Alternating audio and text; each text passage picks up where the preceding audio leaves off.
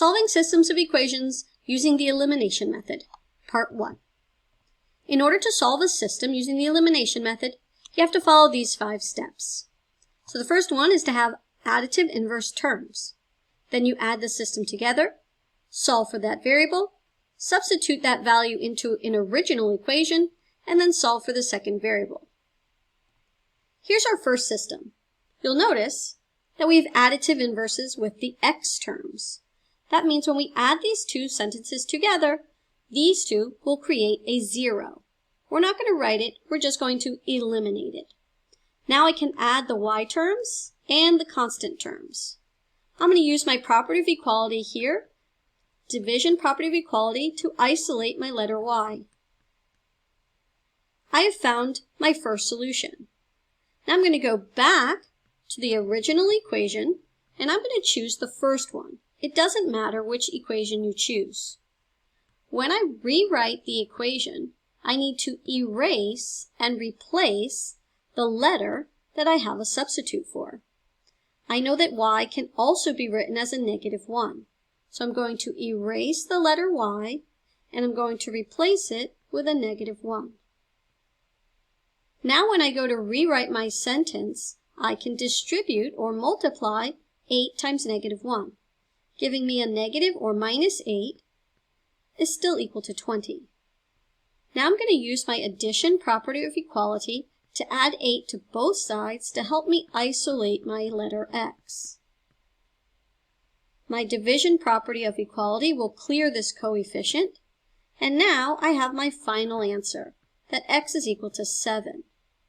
So if I were to graph these two equations, they would intersect at the point 7, -1.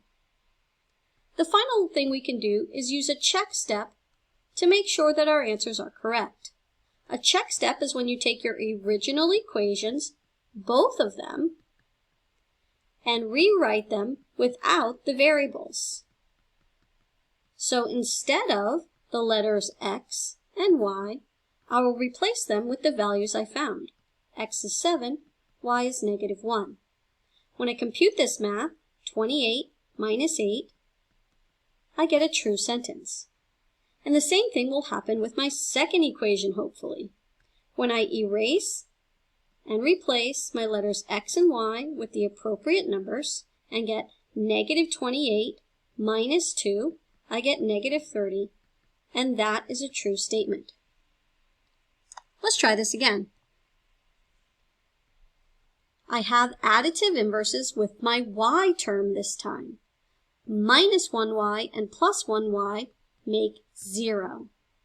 Now I can add these coefficients together and these constants together and use my division property of equality to solve for x. When I go back to the beginning, and this time I'll use the first sentence again, x minus y is equal to 11. This time I'm going to erase the letter x, because that's what I have a replacement for. So x is 10. I'm going to use my subtraction property of equality here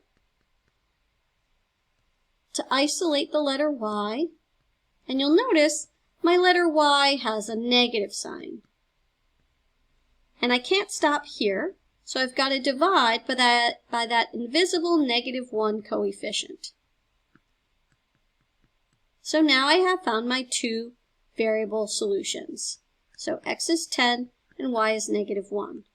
When I run a quick check step, I get 10 plus 1 equals 11, and this is true. Run the check step with your second sentence as well.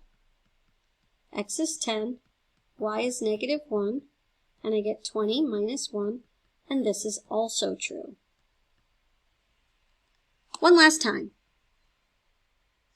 Add the system together, eliminate one variable, isolate your letter, go back to the beginning, choose any sentence you like, and erase and replace the variable with the number you found. Calculate, use inverse operations to isolate,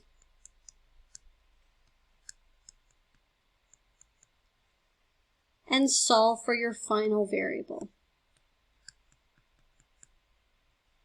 And that is how you solve a system using the elimination method.